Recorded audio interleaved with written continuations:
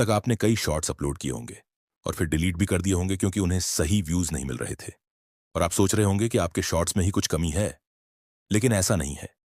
आप शॉर्ट्स को गलत तरीके से अपलोड कर रहे हैं, इसीलिए उन्हें सही रीच नहीं मिल रही है, जिसकी वजह से व्यूज नहीं आ रहे हैं। सही तरीका क्या है शॉर्ट्स अपलोड करने का? शॉर्ट्स डेस्कटॉप से अपलोड करने चाहिए या फोन से? गूगल ब्राउजर से अपलोड करना चाहिए या यूट्यूब ऐप से? टाइटल में क्या लिखना चाहिए? डिस्क्रिप्शन लिखना चाहिए या नहीं? नॉन कॉपीराइट म्यूजिक कैसे ढूंढें? आदि। आज की इस वीडियो में आपको हर सवाल का जवाब मिलने वाला है, इसलिए वीडियो को अंत तक जरूर देखिए।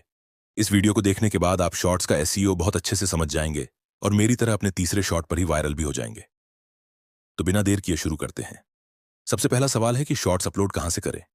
सामान्यतः हमारे पास शॉर्ट्स अपलोड करने के 3 तरीके हैं: यूट्यूब ऐप, क्रोम ब्राउजर और यूट्यूब स्टूडियो। अब बहुत से लोग नहीं जानते, लेकिन इन तीनों तरीकों के अपने अपने फायदे और नुकसान हैं, और इससे बहुत फर्क पड़ता है कि आप शॉर्ट्स कहां से अपलोड कर रहे हैं, जिससे आपके शॉर्ट्स वायरल होंगे या नहीं। कैसे? अभी समझाता हूं। जब आप यूट्यूब ऐप से शॉर्ट्स अपलोड कर रहे होते हैं तो वहां अपलोडिंग में लिमिटेशन होती है। आपको कस्टम थंबनेल लगाने का ऑप्शन नहीं मिलता और टैग्स लगाने का भी ऑप्शन नहीं मिलता, जिसकी वजह से आपकी ब्राउजिंग और सर्च रीच कम हो सकती है, क्योंकि यूट्यूब के पास यह डेटा नहीं रहता कि आपका शॉर्ट किस बारे में है। और कस्टम थंबनेल न लगाने की वजह से उस पर क्लिक भी कम होते हैं, यानी आपके पोटेंशियल व्यूअर्स आपसे छिन जाते हैं। अब आप सोच रहे होंगे कि यूट्यूब ऐप में तो लिमिटेशन है, तो क्रोम ब्राउजर खोलें, उसमें डेस्कटॉप मोड ऑन करें, यूट्यूब में लॉगिन करें और वहां से शॉर्ट अपलोड करें। लेकिन रुकिए, यहां भी एक कमी है। अगर आप डेस्कटॉप मोड में जाकर शॉर्ट अपलोड करते हैं तो वहां आपको टैग्स, डिस्क्रिप्शन और कस्टम थंबनेल लगाने का ऑप्शन तो मिल जाएगा, लेकिन शॉर्ट्स के खास फीचर्स जैसे गाने, फिल्टर्स और टैग्स नहीं मिलेंगे। यानी आप ट्रेंडिंग सॉन्ग्स अपने शॉर्ट में नहीं लगा पाएंगे, जिसकी वजह से उतनी रीच और व्यूज नहीं आएंगे जितने आने चाहिए थे। और वही स्थिति यूट्यूब स्टूडियो में भी है।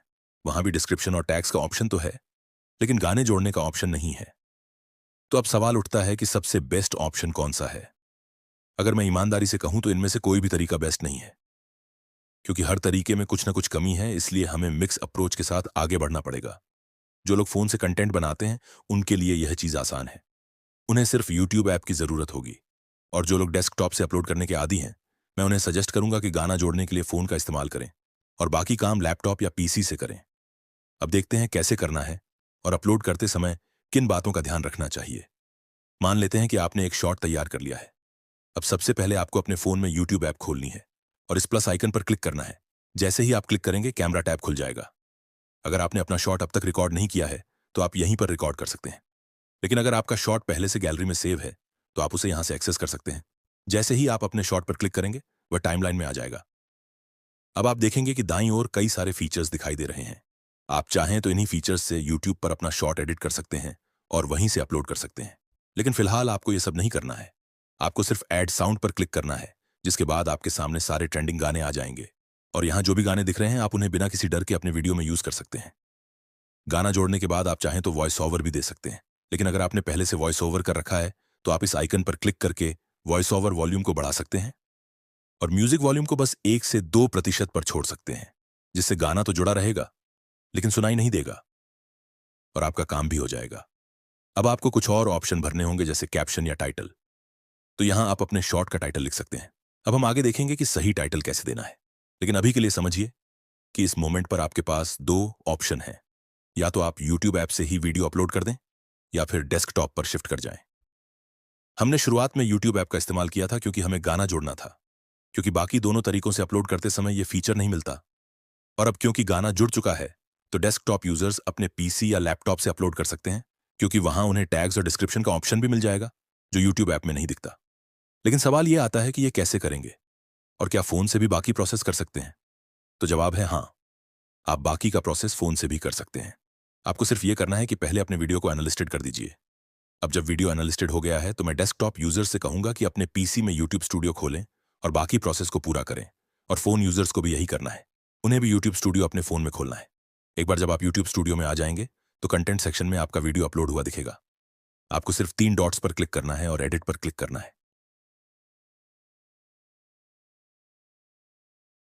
उसके बाद आपके सामने ऐसा इंटरफेस आएगा। अब अगर आप ध्यान दें तो जो फीचर्स यूट्यूब ऐप में नहीं दिख रहे थे वे यहां दिखने लगेंगे, जैसे डिस्क्रिप्शन। और अगर आप मोर ऑप्शन पर क्लिक करेंगे तो आपको टैग्स और कैटेगरी का ऑप्शन भी मिल जाएगा, और यही हमें चाहिए था। जिन्होंने डेस्कटॉप से YouTube स्टूडियो खोला है उन्हें भी लगभग ऐसा ही इंटरफेस दिखाई देगा। अब आपको शॉर्ट्स अपलोड करना आ गया है, लेकिन शॉर्ट्स को रैंक कैसे कराना है और उस पर व्यूज कैसे लाने हैं वह भी जान लेते हैं। शॉर्ट्स को रैंक कराने में सबसे पहले जो चीज आती है वह है टाइटल। अब मैं सबसे पहले आपके दिमाग में यह क्लियर कर देना चाहता हूं कि शॉर्ट्स का टाइटल लंबी वीडियोस के टाइटल से अलग होता है और उतना प्रभावशाली नहीं होता। जहां लंबी वीडियोस का टाइटल सर्च इंजन से व्यूज लाने में मदद करता है, शॉर्ट्स के साथ ऐसा नहीं है। शॉर्ट्स के ज्यादातर व्यूज शॉर्ट्स फीड से आते हैं, इसलिए आपके शॉर्ट्स का टाइटल ऐसा होना चाहिए जो ऑडियंस रिटेंशन बढ़ाए, ना कि सर्च इंजन में रैंकिंग के लिए बनाया गया हो। लेकिन ऑडियंस रिटेंशन बढ़ाने वाले टाइटल कैसे होते हैं और उन्हें कैसे लिखा जाए, इसके लिए एक आसान ट्रिक है। आपको टाइटल लिखते समय सिर्फ 3 पॉइंट्स को कवर करना है। पहला, क्यूरियोसिटी। आपका टाइटल ऐसा नहीं होना चाहिए कि पढ़ते ही पता चल जाए कि वीडियो में क्या होगा, बल्कि ऐसा होना चाहिए कि ऑडियंस सोच में पड़ जाए कि आगे क्या होगा। उदाहरण के लिए, अगर आपका शॉर्ट इस टॉपिक पर है कि सैफ अली खान पर हमला हुआ, तो आपको टाइटल नहीं रखना है सैफ अली खान पर हमला हुआ, बल्कि आपको ऐसा टाइटल रखना है सैफ अली खान के साथ क्या हुआ, या फिर सैफ अली खान की जान खतरे में क्यों है। अब आप खुद फर्क समझ सकते हैं। आपको सिर्फ जानकारी नहीं देनी, बल्कि क्यूरियोसिटी पैदा करनी है। दूसरा पॉइंट है इमोशंस को ट्रिगर करना। हर शॉट में क्यूरियोसिटी पैदा करना संभव नहीं होता, इसलिए आप इमोशंस भी ट्रिगर कर सकते हैं ताकि लोग आपका शॉट अंत तक देखें। मान लीजिए आपके पास एक वीडियो है जिसमें आपने ड्रेसिंग टिप्स बताए हैं, तो ड्रेस कैसे करें जैसा टाइटल रखने के बजाय आप ऐसा टाइटल रख सकते हैं, यह ड्रेसिंग तरीका आपकी जिंदगी बदल देगा, या फिर यह ड्रेसिंग टिप्स आपको स्टार बना देंगे। अब सोचिए, कौन नहीं चाहता कि उसकी जिंदगी बदले या वह स्टार बने। आपने बस टाइटल में थोड़ा बदलाव किया और इमोशंस ट्रिगर कर दिए, जिससे लोग वीडियो पूरा देखेंगे। तीसरा पॉइंट है कॉल टू एक्शन। शॉर्ट्स देखने वाली ऑडियंस अक्सर बिना सोचे समझे स्क्रीन पर स्क्रॉल करती है, इसलिए जब भी वह टाइटल में कॉल टू एक्शन देखती है तो थोड़ी देर रुकती है, क्योंकि उनका दिमाग तुरंत इसे प्रोसेस नहीं कर पाता। जैसे अगर आपके शॉर्ट का टॉपिक है रोजाना 2000 कमाने का तरीका, तो साधारण टाइटल रखने की बजाय आप टाइटल रख सकते हैं आज से रोजाना 2000 रुपए कमाइए, या फिर 2000 रुपए कमाने के लिए इस वीडियो को देखें। अब जो लोग बिना सोचे समझे स्क्रॉल कर रहे थे वे अचानक रुक जाएंगे और बिना ज्यादा सोचे वीडियो देखना शुरू कर देंगे। अगर आप इन 3 बातों का ध्यान रखेंगे तो आपके टाइटल 0 से हीरो बन जाएंगे और आपकी एवरेज व्यू ड्यूरेशन भी काफी बढ़ जाएगी। अगर आपको ऐसे टाइटल सोचने में परेशानी हो रही हो तो आप चैट जीपीटी की मदद ले सकते हैं। बस चैट जीपीटी पर जाकर बताइए कि आपका शॉर्ट किस बारे में है और उसे इंस्ट्रक्शन दीजिए कि मेरे शॉर्ट के लिए ऐसा टाइटल सजेस्ट करो जो क्यूरियोसिटी बढ़ाए या इमोशंस ट्रिगर करे। चैट जीपीटी आपको बहुत सारे आइडियाज देगा। अब जब टाइटल का काम हो गया तो अगला स्टेप है डिस्क्रिप्शन लिखना। लेकिन डिस्क्रिप्शन के बारे में बताने से पहले मैं आपको एक ऐसे एआई टूल के बारे में बताना चाहता हूं जो आपकी वीडियो बनाने की मेहनत 90% तक कम कर सकता है, कर देगा और सिर्फ एक प्रॉम्प्ट के आधार पर आपके लिए पूरी वीडियो बना देगा। मैं बात कर रहा हूं एनवीडिया एआई की। एनवीडिया एआई एक टेक्स्ट टू वीडियो एआई है, जहां आप सिर्फ एक प्रॉम्प्ट लिखकर कंटेंट बना सकते हैं। अगर आप डिस्क्रिप्शन में दिए गए लिंक से एनवीडिया की ऑफिशियल वेबसाइट पर जाते हैं तो आपके सामने कुछ ऐसा इंटरफेस आएगा। अब सबसे पहली चीज आपको यह कंफर्म करनी है कि आप एनवीडिया का वर्जन 3 यूज कर रहे हैं, जो उनका लेटेस्ट वर्जन है और आपको जनरेटिव मीडिया का भी एक्सेस देता है। यह वह जगह है जहां आपको अपना प्रॉम्प्ट या टेक्स्ट लिखना है। आप यहां कुछ भी लिख सकते हैं और किसी भी टाइप का वीडियो बना सकते हैं। इसके अलावा नीचे आपको कई वर्कफ्लो भी मिलेंगे जिन्हें आप अपना कंटेंट बनाने के लिए यूज कर सकते हैं। लेकिन फिलहाल हम वापस प्रॉम्प्ट एरिया में जाएंगे और वहां एक प्रॉम्प्ट देंगे। जैसे मैंने लिखा, मैं एक छोटा हॉरर वीडियो बनाना चाहता हूं। अब ध्यान दीजिए, मैंने इस प्रॉम्प्ट में ज्यादा डिटेल नहीं दी है, न स्क्रिप्ट दी है, न ही कोई स्पेसिफिक इंस्ट्रक्शन, सिर्फ एक स्टोरी लाइन दी है। और इसके बाद मैं जनरेटिव वीडियो पर क्लिक करूंगा, जिसके बाद यह एआई मेरे इंस्ट्रक्शंस को एनालाइज करेगा और वीडियो बनाने की प्रक्रिया शुरू कर देगा। लेकिन इससे पहले इसे मुझसे थोड़ी और जानकारी चाहिए होगी, जैसे कि वीडियो कैसा होना चाहिए, कितने मिनट का हो और किस प्लेटफॉर्म के लिए आप बना रहे हैं। जब आप यह सब चुन लेते हैं तब आपको बस आराम से बैठ जाना है, क्योंकि कुछ ही मिनटों में आपके सामने कुछ ऐसा होने वाला है। What I'm about to recount, it still haunts me to this day. When I arrived in India, I was unprepared for what awaited me. Please, Father, save my son. He's not himself anymore. The moment I saw the young man, I knew this was no ordinary possession. You cannot save him, priest. He belongs to me now. The demon spoke perfect Spanish. This was unlike any possession I had encountered before. My initial attempts at exorcism failed. The demon's power was overwhelming. Your god has no power here, Alvarez.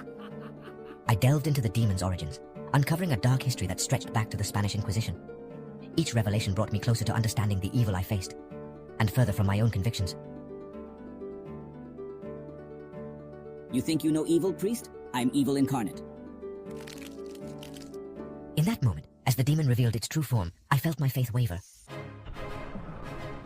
The room grew cold. Shadows danced on the walls.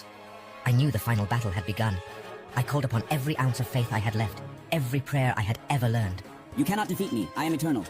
The battle that ensued, it changed me forever. In the end, we prevailed, but at what cost? The young man was freed, but I was no longer the same. Sometimes I wonder, did we truly banish the demon? Or did it simply find a new host? And in my darkest moments, I fear that new host might be me. आप इस video में edit on option पर click करके किसी भी clip, sound, background music या script को edit कर सकते हैं और वो अपने आप आपके वीडियो में अपडेट हो जाएगा। लेकिन अगर आप इतना मेहनत नहीं करना चाहते तो नीचे एक कमांड बॉक्स है जहां आप जो भी कमांड देंगे वो अपने आप लागू हो जाएगी। उदाहरण के लिए, अगर मैं कहूं कि वॉइस ओवर को स्पेनिश में बदल दो तो कुछ सेकंड बाद आपको यह नतीजा मिलेगा। मैं फादर मिगुएल अल्वारेज हूं, स्पेनिश कैथोलिक चर्च का एग्जोर्सिस्ट। जो मैं बताने जा रहा हूं वह आज भी मुझे परेशान करता है। जब मैं भारत गया, और सिर्फ यही नहीं, आप अपनी आवाज को इस वीडियो में क्लोन भी कर सकते हैं और एक वीडियो भी जनरेट कर सकते हैं। उदाहरण के लिए, अगर मैं कहूं कि वॉइस ओवर को पेरुवियन आवाज में बदल दो तो कुछ सेकंड बाद आपको यह नतीजा मिलेगा। मैं फादर मिगुएल अल्वारेज हूं, स्पेनिश कैथोलिक चर्च का एग्जोर्सिस्ट। जो मैं बताने जा रहा हूं वह आज भी मुझे परेशान करता है। बाय। मुझे स्पेनिश बोलनी भी नहीं आती, फिर भी मैं इस भाषा में अपना वीडियो बना सकता हूं। और जब आप अपने रिजल्ट से संतुष्ट हो जाएं, तब आप यहां क्लिक करके 180p क्वालिटी में अपना वीडियो डाउनलोड कर सकते हैं। इन वीडियो AI आपको ऐसे बहुत सारे फीचर्स देता है, जैसे वॉइस क्लोनिंग, टेक्स्ट से क्लिप बनाना, इमेज जनरेशन और बहुत कुछ। और मैंने इस पर चाहे तो एक डेडिकेटेड वीडियो भी बनाया है। अगर आप शॉर्ट्स चैनल पर काम कर रहे हैं तो सोचिए, आपके पास कितने अनलिमिटेड आइडियाज हो सकते हैं जिन्हें आप यहां मिनटों में बना सकते हैं। बिना मेहनत के आपके पास ढेरों शॉर्ट्स होंगे। जनरेटिव मीडिया का फायदा आपको शॉर्ट्स कैसे बनाते हैं, लेकिन अपलोड करने का काम अभी बाकी है। हमने अपलोडिंग में टाइटल देखा था, लेकिन डिस्क्रिप्शन अभी बाकी है। अब बहुत लोग सोचते हैं कि शॉर्ट्स में डिस्क्रिप्शन तो दिखता नहीं, तो इसमें क्या लिखना। लेकिन आपको ऐसा नहीं करना है। डिस्क्रिप्शन किसी भी शॉर्ट का बहुत जरूरी हिस्सा है। डिस्क्रिप्शन लिखने का एक सिंपल पैटर्न है जिसे आप हर बार फॉलो कर सकते हैं। सबसे पहले जो भी आपका टॉपिक है उससे जुड़ी 2 टाइटल्स आपको डिस्क्रिप्शन में लिखनी है। लेकिन वैसे नहीं जैसे हम शॉर्ट्स के टाइटल लिखते हैं, बल्कि वैसे जैसे हम लॉन्ग वीडियो के टाइटल्स लिखते हैं। उदाहरण के लिए, अगर शॉर्ट ऑनलाइन पैसे कमाने पर है तो उसका शॉर्ट टाइटल हो सकता है घर बैठे लाखों कमाओ। लेकिन यही टाइटल आपकी डिस्क्रिप्शन की पहली लाइन नहीं होनी चाहिए। आपकी डिस्क्रिप्शन की पहली लाइन कुछ ऐसी होनी चाहिए, 2025 में ऑनलाइन पैसे कैसे कमाएं, शुरुआती लोग पैसे कैसे कमाएं। अब ये दोनों टाइटल्स लॉन्ग फॉर्म कंटेंट जैसे हैं, और ऐसा टाइटल लिखने के पीछे एक कारण है जो मैं अब बताने जा रहा हूं। अगर आप आज किसी भी टॉपिक को यूट्यूब पर सर्च करें तो पहले शॉर्ट्स दिखाई देती हैं, बाद में लॉन्ग वीडियो। लेकिन अगर आपके शॉर्ट का टाइटल थोड़ा यूनिक या मसालेदार है तो वो सर्च में रैंक नहीं करेगा, क्योंकि उस टाइटल में टॉपिक क्लियर नहीं है। तब डिस्क्रिप्शन काम आती है। अगर आपने डिस्क्रिप्शन में टाइटल्स नहीं लिखे तो वो व्यूज आप खो देंगे जो आप सर्च के जरिए पा सकते थे। अब जब आपने 2-3 टाइटल्स लिख दिए जो हाईली सर्च्ड हैं, तो आपको अपनी स्क्रिप्ट को वहां कॉपी पेस्ट करना है। जो भी आपने अपने शॉर्ट में कहा है उसे शब्द दर शब्द वहां डालना है। इसका कारण यह है कि अगर आपने किसी टॉपिक पर बात की है तो आप उसमें कई कीवर्ड्स का उपयोग कर चुके होंगे, और जब आप वही चीज डिस्क्रिप्शन में भी डालते हैं तो यूट्यूब भी समझ पाएगा कि आपने अपने शॉर्ट में क्या कहा था, जिससे आपकी वीडियो को रैंक करने में आसानी होगी। अब स्क्रिप्ट को कॉपी करने के बाद आपको वही करना है जो डिस्क्रिप्शन का असली मकसद है, यानी संबंधित कीवर्ड्स और सर्चेस लिखना। जैसा कि आप देख सकते हैं कि यह शॉर्ट एक मूवी एक्सप्लेनेशन से जुड़ा था, तो मैं यहां ट्रेंडिंग कीवर्ड्स एंड सर्चेस लिखूंगा। आपको संबंधित कीवर्ड्स YDIQ से मिलेंगे। बस आपको YDIQ के कीवर्ड सेक्शन में जाना है और जो भी आपका टॉपिक है या आपके चैनल की निच उसे वहां लिखना है। आपको वहां संबंधित कीवर्ड्स दिख जाएंगे जिन्हें आप सीधे डिस्क्रिप्शन में कॉपी पेस्ट कर सकते हैं। करना है कि आप पूरे डिस्क्रिप्शन को सिर्फ कीवर्ड से न भरें, सिर्फ 10 से 12 ऐसे कीवर्ड्स और सर्चेस लिखें, उससे ज्यादा नहीं। अब इसके बाद आता है डिस्क्रिप्शन का आखिरी स्टेप, हैशटैग्स। मैं व्यक्तिगत रूप से यही सजेस्ट करता हूं कि आप डिस्क्रिप्शन में सिर्फ 3 से 5 हैशटैग्स ही लगाएं, उससे ज्यादा नहीं।